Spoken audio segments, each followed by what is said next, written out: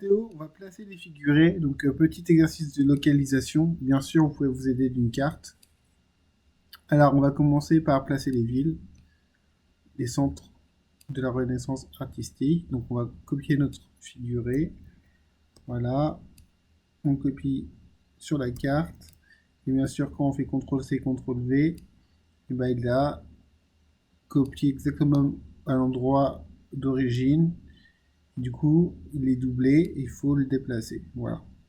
J'ai pas été très clair, c'est-à-dire que sur le cercle, il y avait un deuxième cercle qui était superposé. Donc on a notre figuré, on le réduit, pas trop quand même. Voilà, c'est pas mal. Donc on commence par placer les villes, on va commencer par placer, voilà, quand ça, si ça vous arrive, faire CTRL Z. Puisqu'il a sélectionné la carte, alors quand on sélectionne par malheur la carte, une stratégie pour s'en sortir, c'est de cliquer en dehors du cadre. Voilà, ça sélectionne tout. Comme ça, on peut resélectionner l'objet. Donc, on le déplace. Et donc, Paris, on place Paris. Alors, on va placer Paris.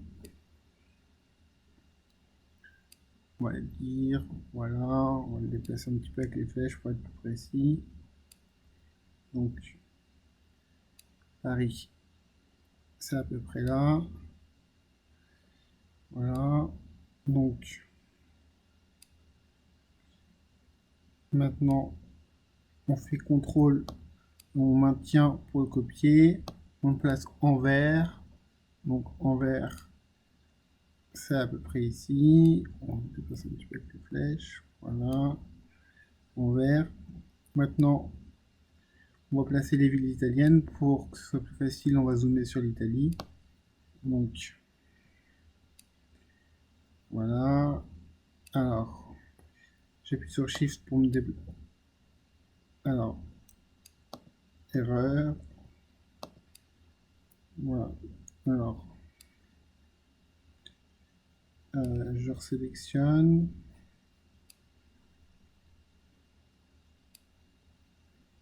je le copie, voilà, je le coupe, CTRL X, je me remets en zoom normal, page entière, voilà. En fait, de zoomer, c'est une mauvaise idée. Je fais CTRL V, donc j'ai mon cercle, je commence par placer Milan, donc Milan, c'est à peu près ici. Bon, il faut pifomètre, hein. C'est juste pour l'exercice. On place Venise, donc Venise, c'est ici. Bien sûr, il a enlevé Milan, donc on recommence. CTRL, on maintient appuyé. Donc Venise. Donc on va placer Florence. CTRL appuyé. Donc Florence, c'est à peu près ici. Voilà, on place Rome. Donc Rome, c'est ici. Et on a nos villes. Magnifique. Donc, maintenant, là, c'est le passage un petit peu tricky, un petit peu piégeux de l'exercice. C'est qu'on va utiliser un outil qui est très mal fichu. Donc, je ne peux pas rentrer dans les détails, mais je vous recommande de vous exercer. Donc, l'outil, c'est l'outil qui est ici, qui s'appelle Courbe remplie. Donc, je vais vous montrer rapidement ce que ça fait. Donc, pour copier une diapo neuve, vous faites CTRL M. Voilà. Donc, comme ça, vous pouvez vous exercer. Donc, si je clique, il ne se passe rien, je perds l'outil. Donc, déjà, premier problème. Donc, on est obligé de cliquer, de maintenir le bouton de clic maintenu et de tracer une tresse comme ça sans relâcher la presse, sans relâcher le bouton. Donc, une fois que vous recliquez, et là, vous avez une sorte de courbe qui se dessine. Et donc, pour ajouter un point, il faut recliquer. Pour ajouter encore un autre point, il faut recliquer. Et si jamais on veut donner une forme un peu plus courbe à la ligne, eh ben, il faut rester aligné. Vous avez une petite canne à pêche comme ça qui permet d'étirer. Et bien sûr, voilà, ça, ça devient rapidement de la bouillie. Donc voilà, c'était juste pour vous faire une démonstration d'un outil qui est mal fichu. Maintenant, on va essayer de s'en servir quand même. Donc, alors, on va se servir pour dessiner les foyers de la Renaissance. Donc, on va cliquer une fois, maintenir le bouton, cliquer une deuxième fois, recliquer. Voilà, comme ça, pour couvrir la zone. Donc, on a la zone. Voilà, et on double-clique pour terminer la forme. On va tout de suite lui donner une couleur qui ressemble à notre légende. Donc la couleur c'était du jaune translucide, donc le jaune qui était là. Une transparence.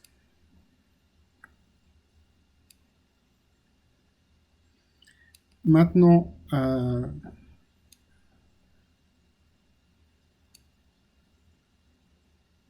on va le redimensionner un petit peu. Donc voilà, j'ai fait encore une erreur. Donc je clique en dessous. Je sélectionne.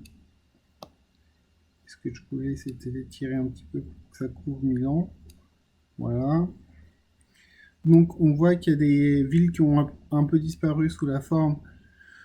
Donc ça veut dire qu'il faut qu'on mette le foyer de la Renaissance, il faut le mettre en arrière-plan. Donc on va ici dans Disposer et on clique sur Envoyer vers l'arrière. Donc il ne se passe rien. Donc je n'ai pas cliqué sur la bonne case. Donc Envoyer vers l'arrière. Voilà. Là on fait encore une fois. Et donc on l'a mis à l'arrière-plan. Voilà, donc pour notre premier foyer de la Renaissance italienne. Donc maintenant, on va faire la Renaissance française. Donc, je reprends mon outil pourri et déjà je vais enlever les propriétés pour avoir plus d'espace et je vais dessiner comme ceci.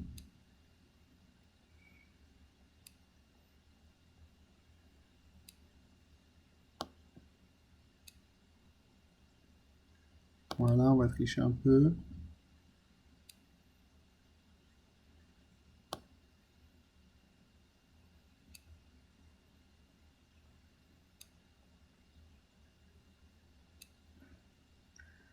Je double-clique.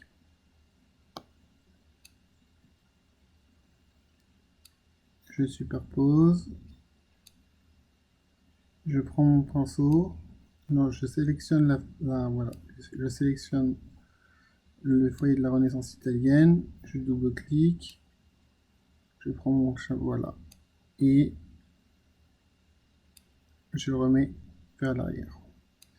Voilà. Donc ça ressemble à rien. Donc on va le redécaler un peu comme ça.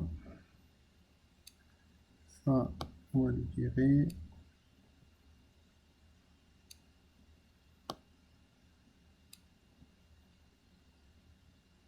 Bon.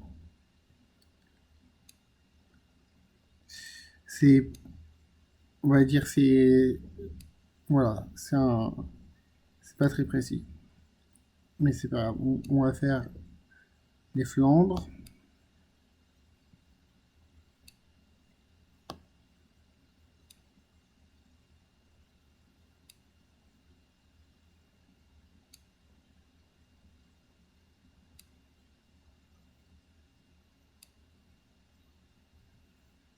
Voilà. Je vous laisse expérimenter chez vous avec cet outil. Bon, il peut être utile comme on voit. C'est un peu trop grand. Ça peut être utile, mais c'est pas très pratique. Voilà. Donc